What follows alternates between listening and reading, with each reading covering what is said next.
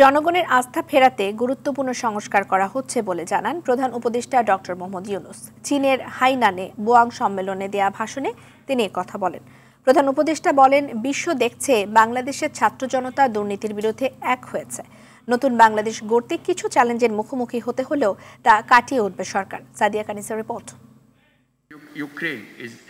চীন সফরের প্রথম দিন হাইনান প্রদেশে বোয়াং ফোরাম ফর এশিয়া সম্মেলনে যোগ দেন প্রধান উপদেষ্টা ডক্টর মোহাম্মদ ইউনূস। তিনি বলেন, দেশের গুরুত্বপূর্ণ সংস্থাগুলোর সংস্কারে স্বাধীন কমিশন গঠন করা হয়েছে। সংস্কার বাস্তবায়িত হলে জাতির মৌলিক রূপান্তর ঘটবে। আমাদের আমদানির উপর নির্ভরতা কমাতে হবে, স্বনির্ভরতা অর্জন করতে হবে, টেকসই প্রযুক্তি ভিত্তিক কৃষি সমাধান ও জলবায়ু বান্ধব চাষাবাদের ক্ষেত্রে উদ্ভাবন বাড়ানো অত্যন্ত গুরুত্বপূর্ণ। বিশ্বে ভূরাজনৈতিক উত্তেজনা বাড়ছে, তাই এশিয়ার দেশগুলোকে ঐক্যবদ্ধ হয়ে কাজ করার আহ্বান জানান ডক্টর ইউনূস। বাণিজ্য সহযোগিতা বৃদ্ধির তাগিদ দেন তিনি। আমাদের জ্ঞান তথ্য ভাগ করে নিতে হবে এবং প্রযুক্তি ইনকিউবেশন ও উদ্ভাবনে বিনিয়োগ করতে হবে। ডিজিটাল সমাধানে সহযোগিতা আমাদের অগ্রগতিকে ত্বরান্বিত করবে।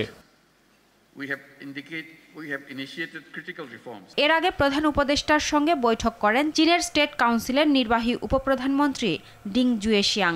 সাক্ষাৎ করেন চীন এক্সিম ব্যাংকের চেয়ারম্যান চেন হুয়াইউ। চীনা উৎপাদন কারখানাগুলোকে বাংলাদেশে স্থানান্তরের জন্য সহায়তার আশ্বাস দেন তিনি। দুপুরে চীনের খাদ্য ও কৃষি সংস্থার মহাপরিচালক প্রধান উপদেষ্টার সঙ্গে সাক্ষাৎ করবেন। 4 দিনের সফরে চীনের বড় শিল্প প্রতিষ্ঠানের প্রধান নির্বাহীদের সঙ্গে বৈঠকের কথা রয়েছে প্রধান উপদেষ্টার। সাদিয়া কানিজ, RTV, ঢাকা।